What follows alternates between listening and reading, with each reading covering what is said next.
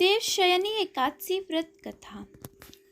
धर्मराज युधिष्ठिर ने कहा, हे केशव, आषाढ़ शुक्ल एकादशी का क्या नाम है? इस व्रत के करने की विधि क्या है और किस देवता का पूजन किया जाता है?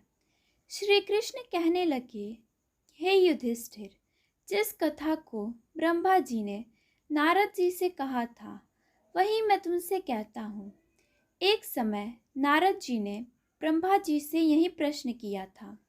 तब ब्रह्मा जी ने उत्तर दिया कि हे नारद, तुमने कलियुगी जीवों के उद्धार के लिए बहुत उत्तम प्रश्न किया है, क्योंकि देवशयनी एकादशी का व्रत सब व्रतों में उत्तम है। इस व्रत से समस्त पाप नष्ट हो जाते हैं और जो मनुष्य इस व्रत को नहीं करता वे नरकगामी होता है। इस व्रत के करने से भगवान विष्णु प्रसन्न होते हैं। इस एकादशी का नाम पद्मा है। अब मैं तुमसे एक पौराणिक कथा कहता हूँ, तुम मन लगाकर सुनो। सूर्यवंश में मानधाता नाम का एक चक्रवर्ती राजा हुआ है, जो सत्यवादी और महान प्रतापी था। वह अपनी प्रजा का पुत्र की भांति पालन किया करता था। उसकी सारी प्रजा धन्य धान्य से भरपूर और सुखी थी। उसके राज्य में कभी भी अकाल नहीं पड़ता था। एक समय उस राजा के राज्य में 3 वर्ष तक वर्षा नहीं हुई और अकाल पड़ गया। प्रजा अन्न की कमी के कारण अत्यंत दुखी हो गई। अन्न के ना होने से राज्य में यज्ञ आदि भी बंद हो गए। एक दिन प्रजा राजा के पास जाकर कहने लगी कि हे राजा, सारी प्रजा त्राहि त्राहि पुकार रही है, क्योंकि समस्त विश्व की सृष्टि का कारण वर्षा है। वर्षा के अभाव से अकाल पड़ गया है और अकाल से प्रजा मर रही है। इसलिए हे राजन, कोई ऐसा उपाय बताओ जिससे प्रजा का कष्ट दूर हो। राजा मनधाता कहने लगे कि आप लोग ठीक कह रहे हैं, वर्षा से ही अन्न उत्पन्न होता है और आप लोग वर्षा ना होने से अत्यंत दुखी हो गए हैं। मैं आप लोगों के दुख को समझता हूँ। ऐसा कहकर राजा कुछ सेना साथ लेकर वन की तरफ चल दिए। वह अनेक ऋषियों के आश्रम में भ्रमण करता हुआ अंत में ब्रह्मा जी के पुत्र अंगिरा ऋषि के आश्रम में पहुंचा। वहां राजा ने घोड़े से उतरकर अंगिरा ऋषि को प्रणाम किया। मुनि ने राजा को आशीर्वाद देकर कुशल क्षेम के पश्चात उनसे आश्रम में आने का कारण पूछा। राजा ने हाथ जोड़कर विनम्र भाव से कहा कि हे भगवान, सब प्रकार से धर्म पालन करने पर भी मेरे राज्य में अकाल पड़ गया है। इससे प्रजा अत्यंत दुखी है।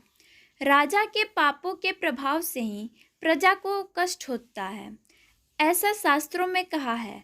जब मैं धर्मों अनुसार राज करता हूँ तो मेरे राज्य में अकाल कैसे पड़ गया, इसके कारण का पता मुझको अभी तक नहीं चल सका। अब मैं आपके पास इसी संदेह को निवृत्त कराने के लिए आया हूँ। कृपा करके मेरे इस संदेह को दूर कीजिए। साथ ही प्रजा के कष्ट को दूर करने का कोई उपाय बताइए। इतनी बात सुनकर ऋषि कहने लगे, हे राजन, यह सतयुग सब युगों में उत्तम है। इसमें धर्म को चारों चरण सम्मिलित हैं, अर्थात इस युग में धर्म की सबसे अधिक उन्नति है। लोग ब्रह्म की उपासना करते हैं और केवल ब्राह्मणों को ही वेद पढ़ने का अधिकार है। ब्राह्मण ही तपस्या करने का अधिकार रख सकते हैं, परंतु आपके राज्य में एक शूद्र तपस्या कर रहा है। इसी दोष के कारण आपके राज्य में वर्षा नहीं हो रही है। इसलिए यदि आप प्रजा का भला चाहते हैं तो उस शूद्र का वध कर दो। इस पर राजा कहने लगा, हे महाराज, मैं उस निरपराध तपस्या करने वाले शूद्र को किस तरह मार सकता हूँ? आप इस दोष से छूटने का कोई दूसरा उपाय बताइए। तब ऋषि कहने लगा कि हे राजन, यदि तुम अन्य उपाय जानना चाहते हो तो सुनो। आषाढ़ मास के शुक्ल पक्ष की पद्मा नाम की एकादशी का विधि पूर्वक व्रत करो। व्रत के प्रभाव से तुम्हारे राज्य में वर्षा होगी और प्रजा सुख प्राप्त करेगी, क्योंकि इस एकादशी का व्रत सब सिद्धियों को देने वाला और समस्त उपद्रवों को नाश करने वाला है। इस एकादशी का व्रत तुम प्रजा, सेवक तथा मंत्रियों सहित करो। मुनियों के इस वचन को सुनकर राजा अपने नगर को वापस आया और उसने विधि पूर्वक पद्मा एकादशी का व्रत किया। उस व्रत के प्रभाव से वर्षा हुई और प्रजा को सुख पहुंचा। अतः इस मास की एकादशी का व्रत सब मनुष्यों को करना चाहिए। यह व्रत इस लोक में भोग और परलोक में मुक्ति को देने वाला है। इस कथा को पढ़ने और सुनने से मनुष्य के समस्त पाप नाश को प्राप्त हो जाते हैं। धन्यवाद। राधे राधे।